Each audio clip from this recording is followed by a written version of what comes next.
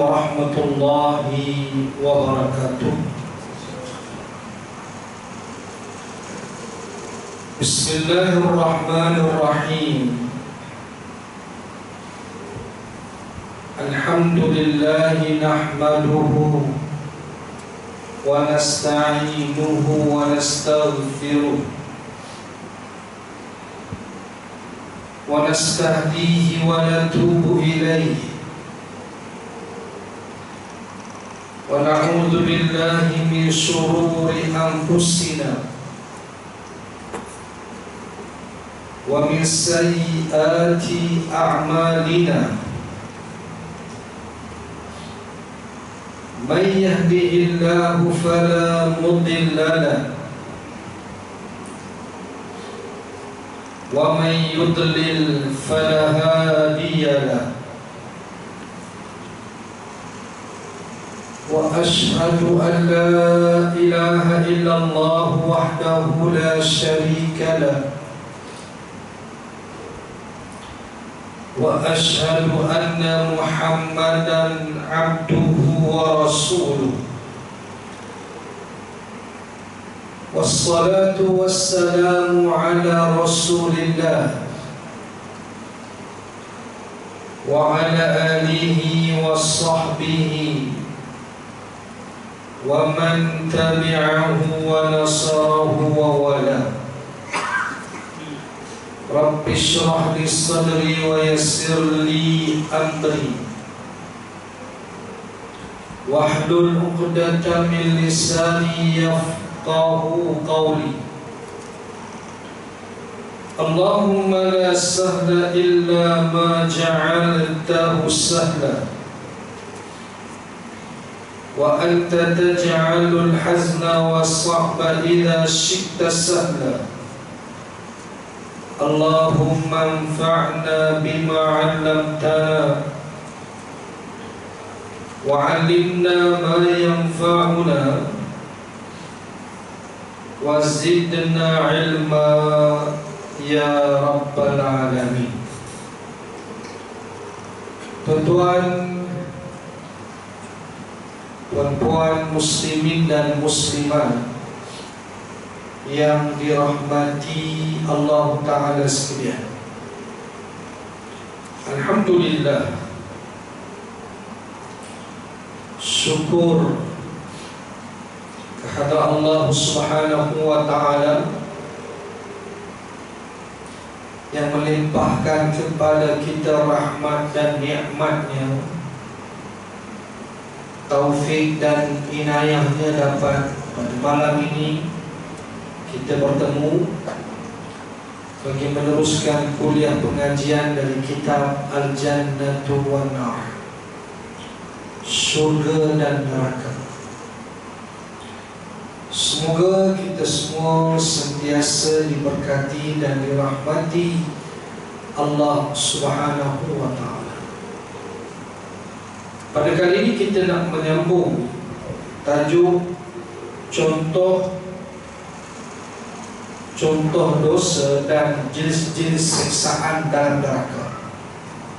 Dalam neraka ni ada pelbagai jenis siksaan. Ada yang ringan, ada yang lebih berat dan seterusnya. Ia tidak sama. Seseorang yang akan diazab itu mengikut dosa-dosa yang ia lakukan, dan juga jenis-jenis dosa yang dilakukan. Baik. Oleh kerana dosa itu besar kecilnya,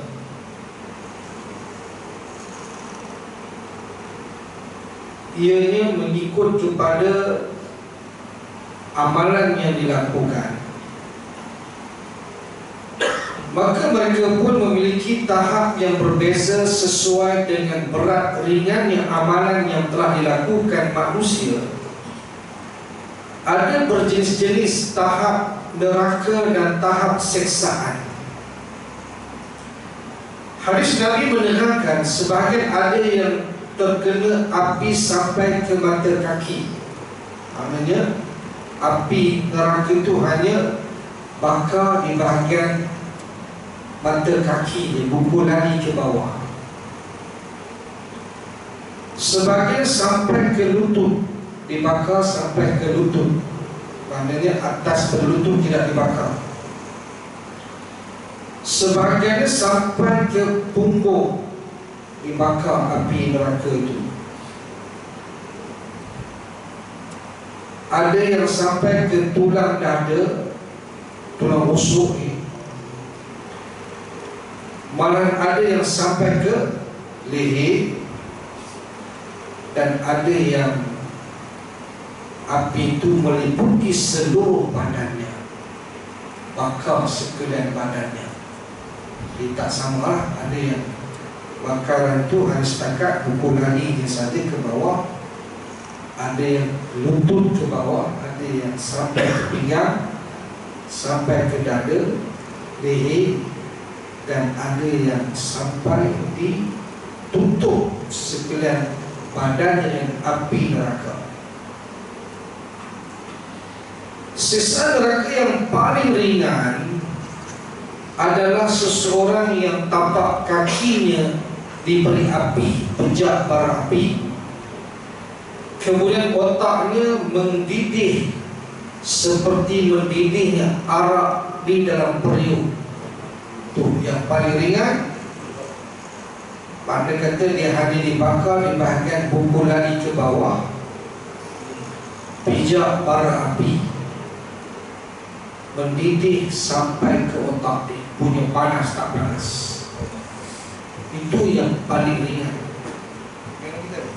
Ringan lagi tak ada, memang tak ada lah. Itulah yang paling ringan, tuan-tuan. Maknanya siksaan neraka yang paling ringan adalah seseorang ini tadi ya. Abu Sa'id Al-Khudri pernah mendengar Nabi sallallahu alaihi wasallam bersabda, mungkin kerana syafaat aku, kata Nabi, maka Abu Talib ini bapa saudara Nabi ditempatkan di neraka yang paling ringan. Mungkin, tetapi tidak sebenarnya. Dan syafaat hanya diberi kepada orang mukmin, walaupun dia melakukan dosa, asyik, maksiat, dia boleh berpeluang untuk mendapatkan syafaat. Adapun orang kafir sekali tidak diberikan syafaat. Cuma Abu Talib itu, tuan, disebabkan dia seorang yang baik, tak menentang dakwah Nabi, bahkan membela Nabi lagi, mempertahankan Nabi. Cuma dia tidak beriman kepada Allah, yang tidak mendapat hidayah daripada Allah Ta'ala. Abu Talib dia tak sama macam bapa saudara Nabi Abu Lahab. Abu Lahab tu jahat sampai Allah turunkan surah Al-Lahab, kan, mencela Abu Lahab dalam ayat Quran, termasuk isterinya Ummu Jamil, kan? Tapi Abu Talib tidak. Abu Talib seorang yang tidak beriman, tetapi dia tak dapat hidayah. Macam mana? Hidayah ini bukan milik Rasulullah. Rasulullah hanya menyampaikan dakwah. Dia hanya penyampai. Innama anta mudzakkir lasta alaihim bimusaytir. Surah Al-Ghasyiyah, Allah menyatakan sesungguhnya wahai Muhammad hanya pemberi peringatan. Engkau tidak dapat menguasai mereka, tak boleh. Tapi tak dapat menguasai sesiapa. Nabi hanya menyampaikan peringatan saja, dakwah saja. Innaka la tahdi man ahbabta walakin Allah yahdi man yasha. wa huwa a'lamu bil muhtadin. Sesungguhnya kamu wahai Muhammad tidak boleh memberi petunjuk kepada orang yang kamu kasihi, akan tetapi Allah lah yang memberi petunjuk kepada orang yang Ia kehendaki, dan Allah mengetahui siapa yang mendapat petunjuk. Itu sebab bila mana Abu Talib meninggal dunia, Nabi bersedih, sehingga Nabi kata, la astaghfiranna laka ma lam unha anka.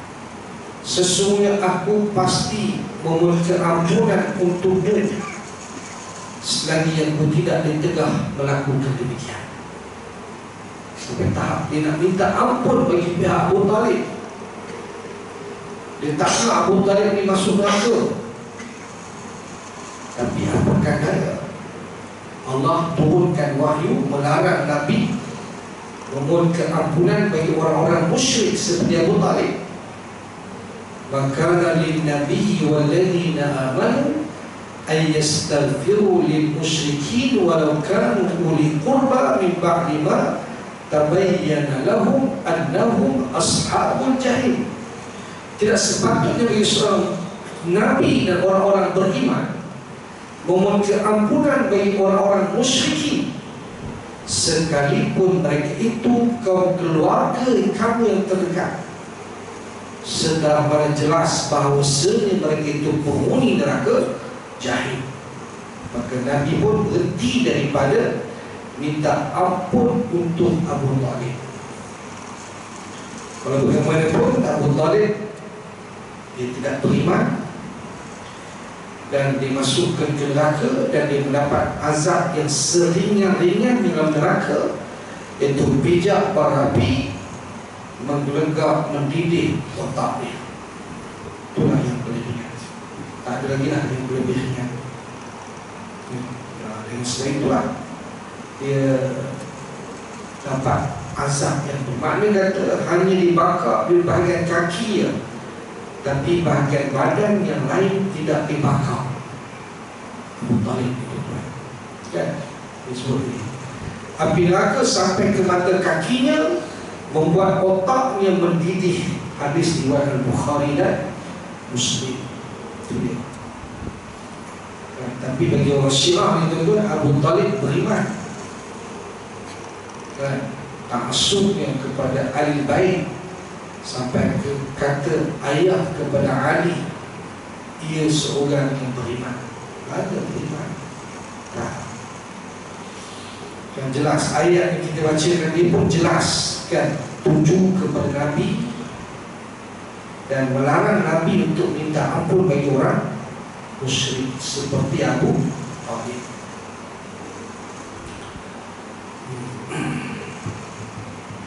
Baik,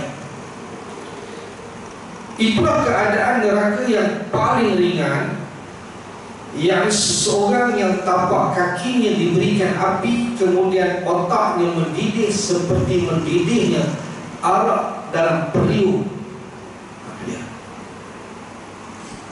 Dan begitu juga tuan-tuan, orang-orang di kalangan yang bukan Islam, yang akhlaknya baik, suka tolong orang, kan? Ada golongan macam sukarelawan, kan? Di kalangan masalah bukan Islam, ya? Yang bila ada musibah ya, mereka akan pergi menolong kita yang tak tolong. Kan? Mereka ni tuan, walaupun bukan Islam, tapi dia ada sifat peri kemanusiaan, sanggup untuk berkorban harta dan jiwa, masa untuk membantu dan manusia yang lain walaupun bukan seagama dengan mereka. Yang ini tuan-tuan, kalaupun mati tak beriman, dia akan mendapat azab seperti mana Abu Talib yang paling ringan. Ada kan yang suka derma, tunggu orang, yang akhlaknya baik, bahkan lebih baik daripada orang Islam lagi tuan. Kadang-kadang orang Islam yang tak baik pula lah, dia baik kan, cuma dia tak dapat hidayah, hati dalam keadaan tidak beriman, dan tentu orang macam itu dia akan diazab dan selama-lamanya, tapi azab yang paling ringan. Macam kan? Baik, neraka memang mempunyai tahap-tahap seperti dikhabarkan dalam firman Allah Ta'ala, antaranya innal munafiqina fid darkil asfali minan nar. Sesungguhnya neraka orang-orang munafik itu ditempatkan pada tahap yang paling rendah daripada neraka. Surah An-Nisa ayat 145. Ini paling azab itu tuan, neraka yang paling bawah, yang akan didiami oleh orang-orang munafik. Orang munafik itu tuan menjual hidayah, petunjuk dengan kekufuran. Mereka ini sebenarnya sudah mendapat petunjuk, tetapi tidak berpegang teguh dengan petunjuk tersebut, bahkan menjadi musuh dalam selimut, buri dalam daging, gunting dalam lipadan. Kan? Itu api dalam sekam, api dalam pemuka, beri, musuh dalam selimut, kan? Musang berbudaya. Itu semua bersama tu. Patah Melayu ni tuan-tuan, nak menunjukkan apa? Melayu ni pun ramai orang munafik. Munafik Melayu tu, mereka pun patah Melayu tu punyalah banyak, dia punya patah ni makna yang sama kan. Apa ya? Kalau dua muka ya, kalau dua muka. Kalau dua muka. Okey. Bola. Baik. Firman Allah Ta'ala lagi, wa yawma taqumus sa'atu adkhilu ala fir'auna asyaddal 'adzab. Dan pada hari terjadinya kiamat dikatakan kepada malaikat, masuklah Fir'aun dan kaumnya ke dalam azab yang sangat keras. Surah Al-Mu'minah ayat 46. Antara yang akan mendapat azab yang keras, dahsyat, berat ini tuan, Fir'aun dan bala tenteranya yang nak bunuh Nabi Musa dan sekalian orang yang beriman di kalangan pengikut Nabi Musa.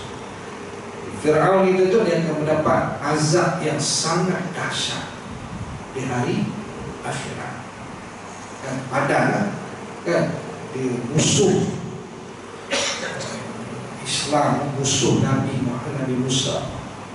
Dia bunuh sekalian anak lelaki yang lahir, tak jahat kan, pasal dia bimbang dengan sebab mimpi dia, ditakbirkan mimpi dia oleh ahli nujum ataupun ahli tafsir mimpi, kan, mengatakan akan ada seorang anak yang akan mengunturkan kerajaan. Itu yang dia mengambil di keputusan akta, kan, untuk bunuh sekalian anak yang baru lahir. Anak laki-laki ya, anak perempuan okey, selamat kan. Tapi ya Allah punya kuasa tuan. Nabi Musa yang dihanyutkan oleh ibu dia, kan, diselamatkan oleh Asia dan dibela di dalam istana, menjadi anak angkat kepada Fir'aun dan Asia.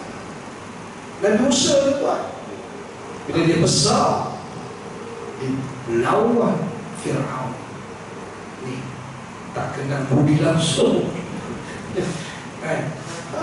Dilawan Fir'aun ni Nabi Musa tuan-tuan. Itu dia.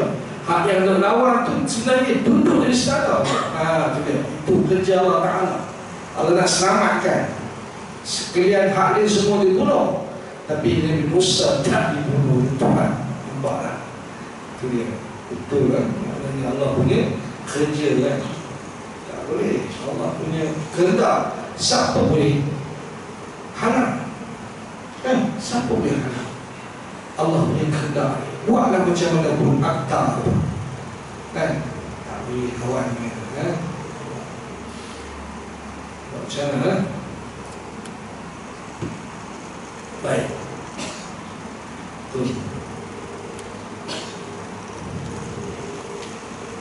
Allah Ta'ala juga berfirman, alladzina kafaru wa saddu an sabilillah zidnahum adzaban fawqal adzab bima kanu yafsurun.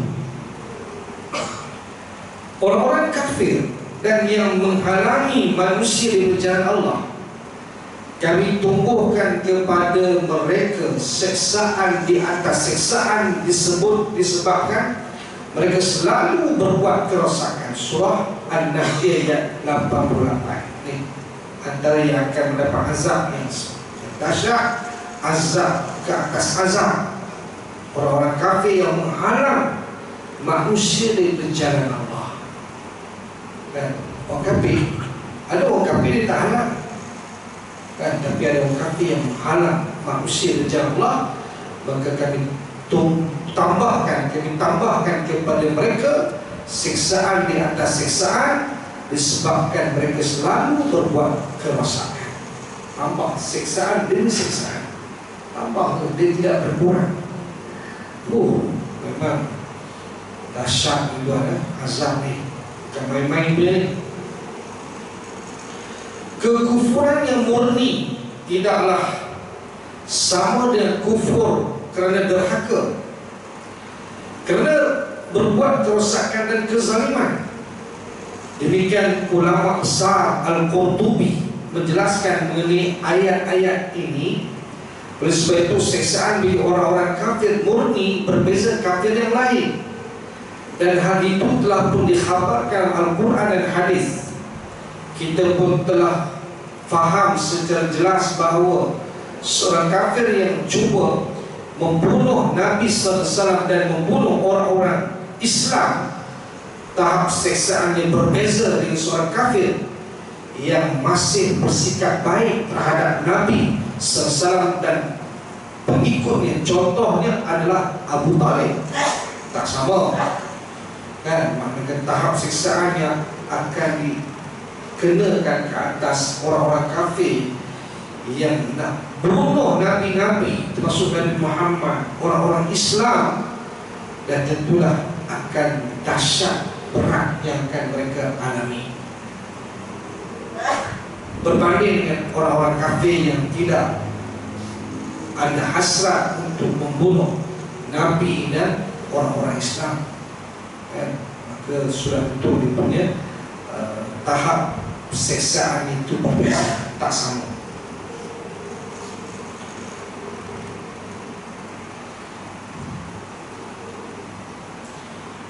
Ia hanya sekadar kafir tanpa berbuat kekejaman terhadap Nabi SAW dan kaumnya. Itu sebab satu hadis sebutkan ada 3 golongan yang akan mendapat azab yang dahsyat di hari akhirat. Yang pertama, pemimpin yang zalim. Itu dahsyat tu, kan? Akan dikenakan azab yang dahsyat pemimpin yang zalim. Yang kedua, pembuat patung berhala yang buat untuk disembah, nak jadikan ramai orang syirik kepada Allah. Itu juga akan mendapat azab yang dahsyat. Dan yang ketiga ialah seorang yang membunuh Nabi ataupun Nabi bunuh dia. Sama ada dia bunuh Rasul Nabi ataupun Nabi bunuh seseorang. Dia dahsyat tu. Kalau Nabi bunuh tu maknanya memang habrahnya kira-kira memang tak dipakai lah, kan? Hak ni akan mendapat azab yang dahsyat di hari akhirat. Asyadun nasi azaban yaumal qiyamah, kan? Iaitu sedahsyat azab pada hari kiamat. Ada 3 golongan lah: pemimpin yang zalim, pembuat patung berhala, dan orang yang nak membunuh Nabi ataupun Nabi bunuh orang tersebut.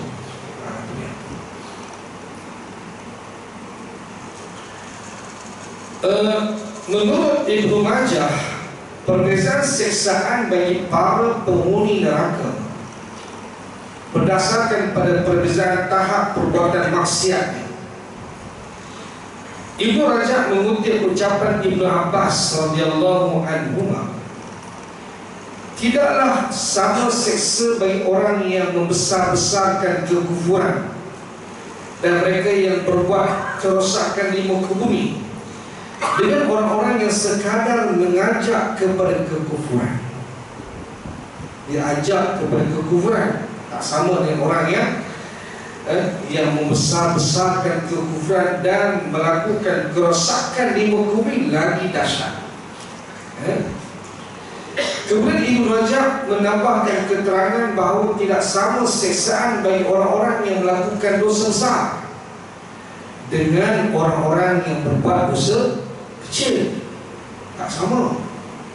Dan tentulah kan, ini akan dikenakan azab juga yang kecil pun, tapi taklah seperti orang yang diazab dengan sebab dosa besar. Di antara mereka malah ada yang diringankan siksaannya kerana amal kebaikan yang pernah mereka perbuat atau kerana sebab lain menurut pengetahuan Allah. Yalah, Allah Ta'ala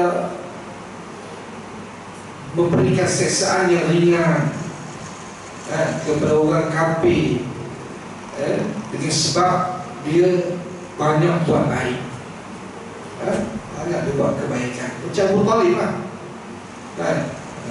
Dengan sebab itu dia mendapat azab yang paling ringan. Oleh sebab itulah dapatlah difahami sebagian orang mukmin yang meninggal dunia ada yang masuk neraka kerana dosa-dosa yang pernah dilakukannya ketika masih di dunia, tapi tak kekal. Orang mukmin kan, kita dah bincang dulu, mukmin yang asli dimasukkan ke neraka tetapi tak kekal, akan diazab berdasarkan tempoh dosa yang dilakukan, dan dia akan dikeluarkan dari neraka untuk dimasukkan ke syurga. Cuma orang yang mukmin yang masuk neraka ni tuan-tuan, dia ada gelaran dia. Apa gelaran dia? Apa gelaran dia? Gelaran bagi orang yang masuk neraka kemudian dikeluarkan masuk syurga. Tahu apa gelaran dia? Jahannamiyun. Maka orang yang pernah masuk neraka jahanam, macam banduan dah, penjara kan. Orang dah masuk penjara, orang panggil dia banduan. Di banduan, di bekas banduan, kan? Jadi dia punya title dia. Jadi orang yang masuk neraka ni, dia ada title dia Jahannamiyun. Orang yang pernah masuk neraka jahanam. Itu yang tahu pernah. Sedap sikit lah. Kita tak nak masuk kan, kita nak direct masuk surga terus tanpa hisab kalau boleh, dan dipercepat dan dipermudah. Masuk tu pula surga mana? Firdaus al-A'la, Firdaus yang tertinggi. Cita-cita tertinggi kita, cita-cita besar kita untuk masuk surga Al-Firdaus tanpa hisab, cepat, dipermudahkan. Tuhan kan? Itu yang paling nikmat yang tidak ada lebih daripada itulah. Okay. Kemudian gambaran siksaan. Dia ada gambaran berbagai siksaan ya. Kita akan lihat satu persatu nanti. Ada apa soalan dulu sebelum kan? Syok gua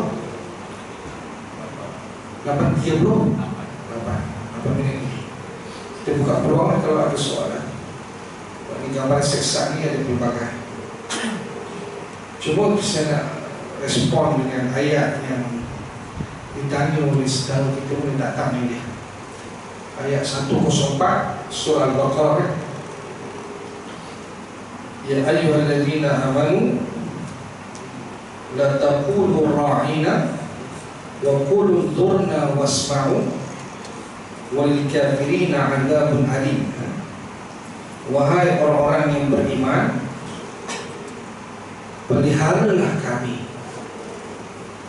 Janganlah kamu kata peliharalah kami, wala taqulu, jangan kamu katakan peliharalah kami, tetapi katakanlah lihatlah kami dan dengarlah,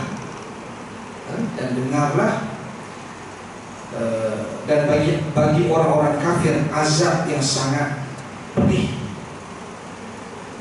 Kenapa Allah telah melarang menyatakan ra'ina? Di mana ra'ina ini sebenarnya sebab usul, sebab turunnya ayat ini. Apabila orang-orang Yahudi dia mengejek-ngejek orang Islam, dia menyebut ra'ina itu maknanya makian, celaan dalam bahasa Yahudi, bahasa Ibrani. Ra'ina, kan? Jadi dia bukan makna ra'ina itu peliharalah kami, tapi yang dimaksudkan ke ra'ina itu ialah makian, celaan kepada orang Islam.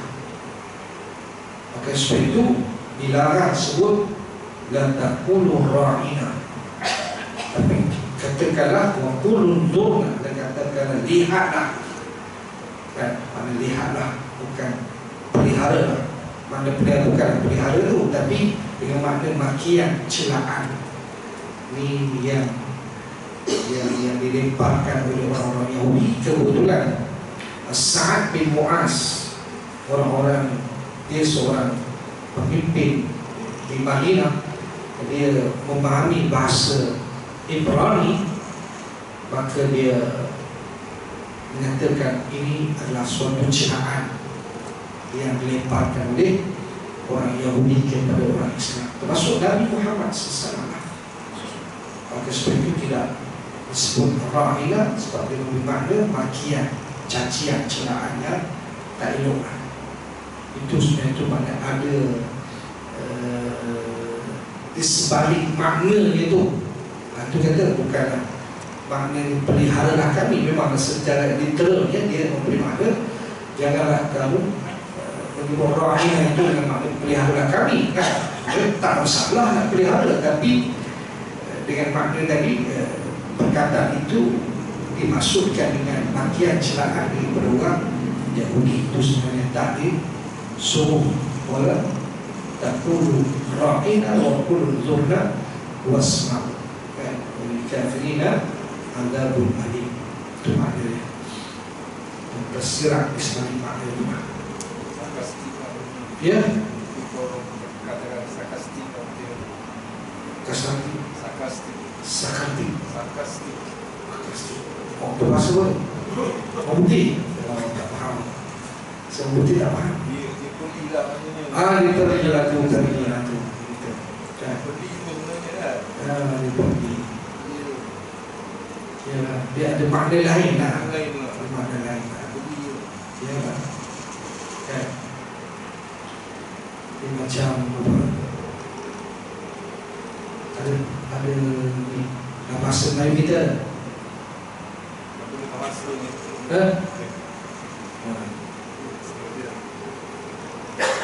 Itu maksudnya.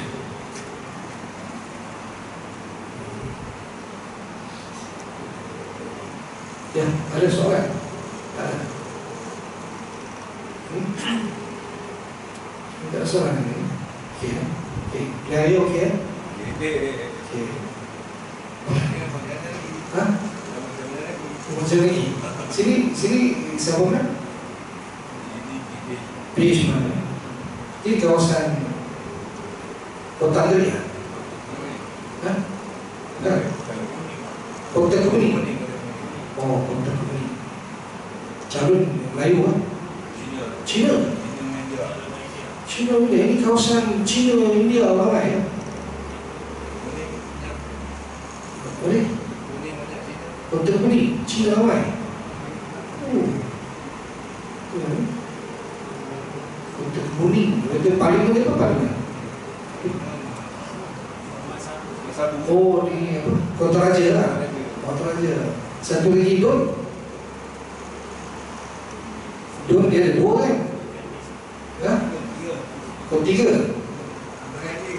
Anggrek, Kota Anggrek. Ha? Sungai Gadis. Sungai Gadis pakai kan? Nak? Ya, Kota Anggrek PH. Kota Anggrek pun PH lah. Oh ni dia punya undi dia sekitar majoriti. So kan Melayu kan? Melayu. Ya? Dr. Afifi. Dr. Afifi tak Medan. Ha? Bukan. Dr. Afifi tak Medan. Dia menang 3 prodi. Kan? Dr. Afifi 3 prodi itu tak Medan. Nah itu istilah orang ni.